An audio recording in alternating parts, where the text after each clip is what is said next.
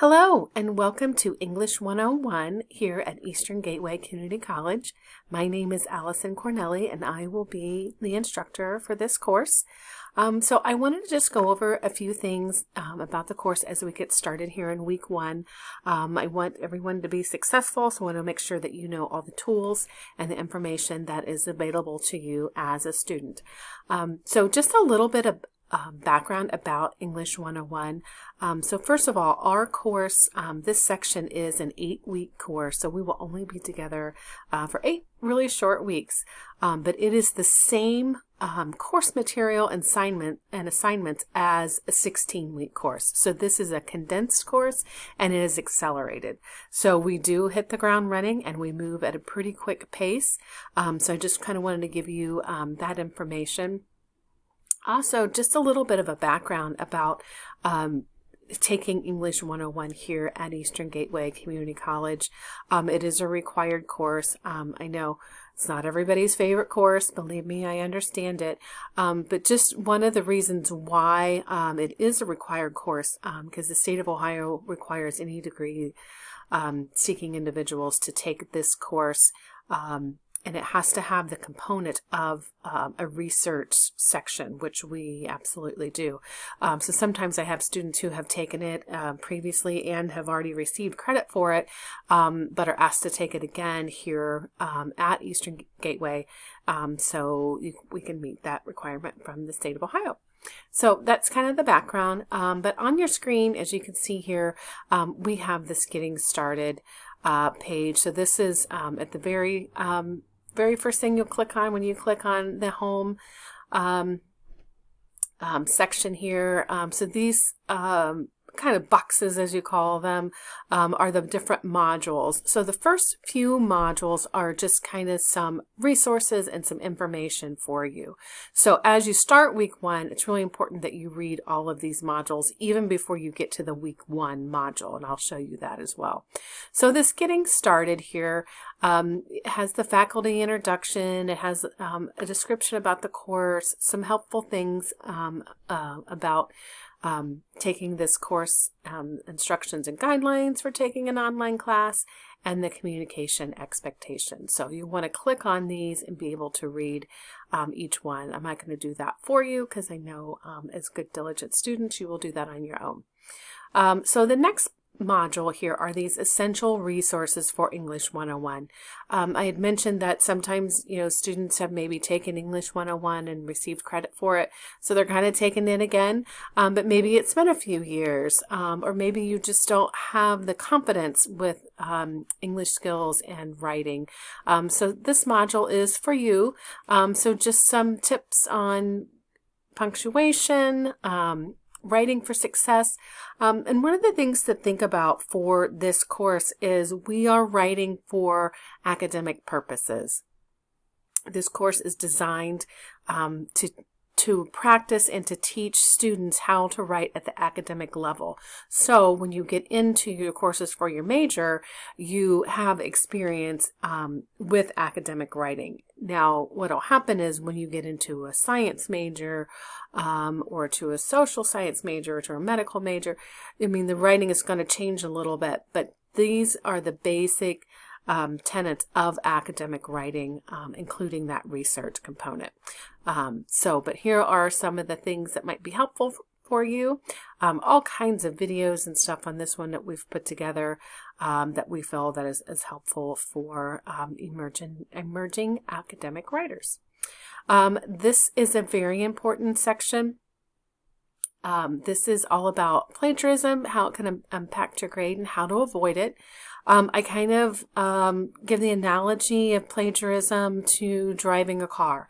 As a licensed driver, the driver has the responsibility of knowing the laws and being able to follow all of the laws. So when a licensed driver is pulled over for speeding, they could say, I'm sorry, I didn't know what the speed limit here, but the police officer could still give a ticket because the law was still broken. So plagiarism is a little bit like that, is that you have to know as an academic writer how to avoid it and what it is. So there is all kinds of information. I highly suggest you spend a lot of time in this section because almost every term students kind of fall into this trap, and it could be troublesome.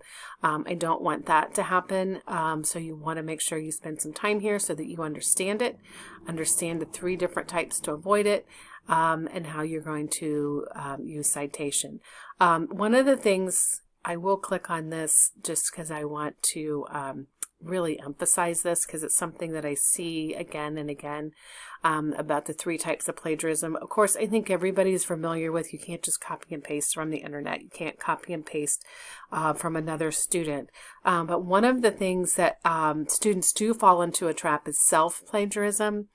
You cannot quote yourself, or you cannot use yourself as a source. If you have written something for another class, you cannot turn it in for this class. Everything for this class will be original.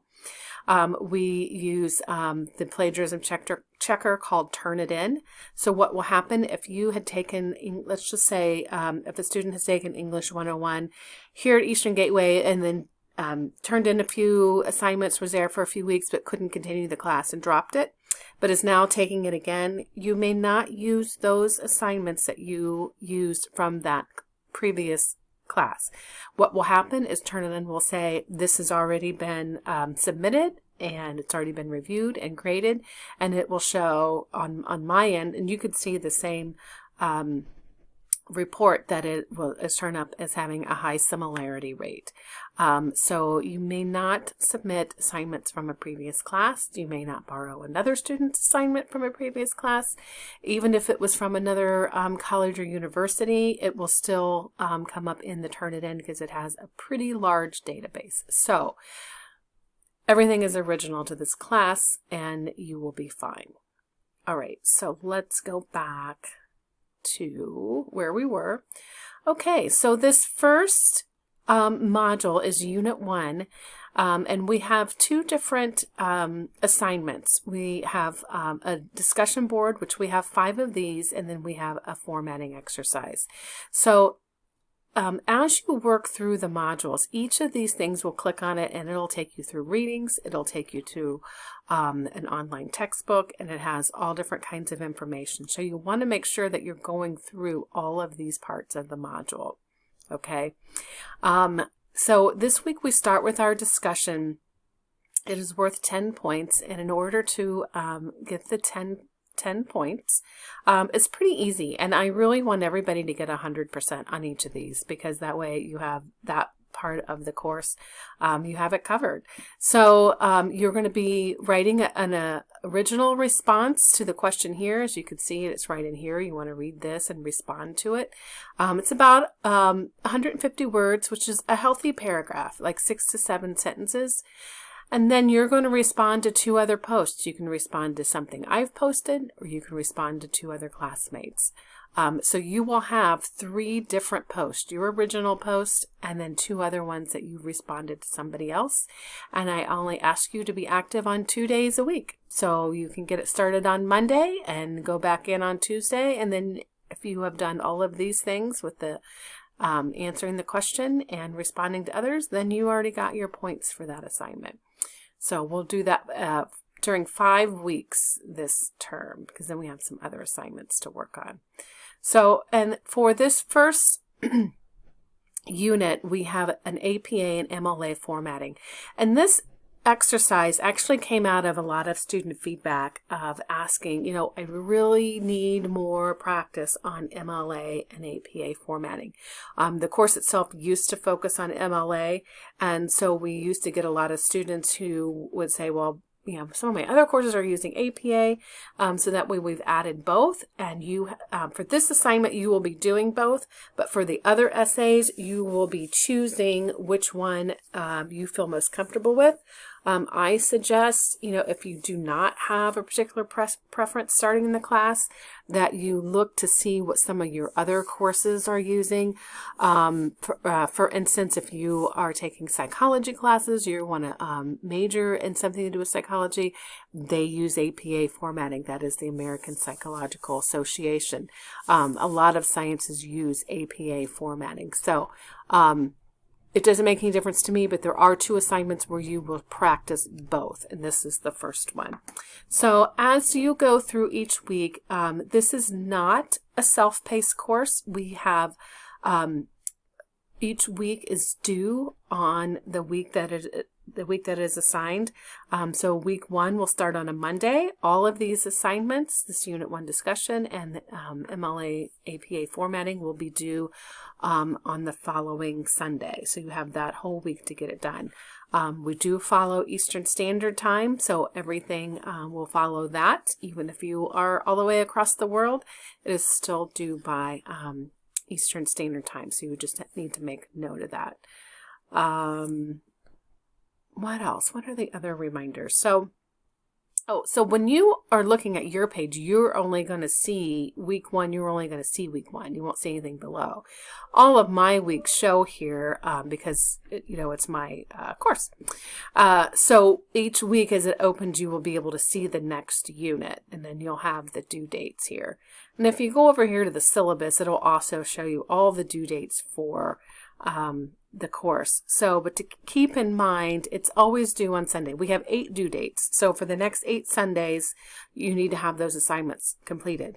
Now, you can get them done on Wednesday, you can get them done on Friday, you can get them done on Saturday. What I do not recommend that you do is open up this course at 10 o'clock at night on Sunday that it's due and think that you're going to get everything done. The course is not set up to do that. That's one of the reasons we have the discussion board requirement as a couple days. So when you're in here working on your course, you want to be working on the assignments. This is an online class, and it is asynchronous, meaning that everybody's working on it at a different time. But keep in mind, it's still the amount of time that you need to spend in the class is still the same. So if we were going to meet together in person, we would be meeting together approximately 3 hours a week. We'd have a class on Tuesday for an hour and a half and a class on Thursday for an hour and a half. And then you're expected to still put in about another 3 hours. So it's a minimum of 6 hours in a course like this. And some students would take much more than that. So you want to figure it's going to be 6 to 9 hours to take a class like this. So I suggest carving out time each week just as if we were meeting in person. So whether it's Tuesday at 10 o'clock at night and Thursday at 10 o'clock at night, and then you set that time aside. Either way, that's really going to help you be successful in this course, because as I said, we move pretty quickly, and once Sunday is over, the very next day a whole unit starts again. Okay, so I'm just going to scroll down through here just to show you another resource over here. Is there are some math and English refresher things in here. So it's just a whole other like little mini course that you can just do. It's completely on your own. It's completely optional. But for students who feel like they need a little bit of English refresher before we dive in to writing essays. Okay. So I just want to point out in week 7 is our research essay, but we will start that way before. We're going to start talking about that way before then, but that is the 20% of this grade. So just be aware that we have a big assignment coming, but we'll work toward that. So over here on your left-hand side, if you're not familiar with Canvas, the announcements, of course, will pop up automatically. You could see those. But you can click on those, and once I will post an announcement for each week. Sometimes I have more than one, so you always want to check in there and see those. And then you can see your grades. There's syllabus. There's information about Office 365. Everything that you turn in will be a Word document. All of the students here at Eastern Gateway have free access to Office 365, so you're expected to use that. Your documents will be uploaded to the assignments. The rubrics are all here.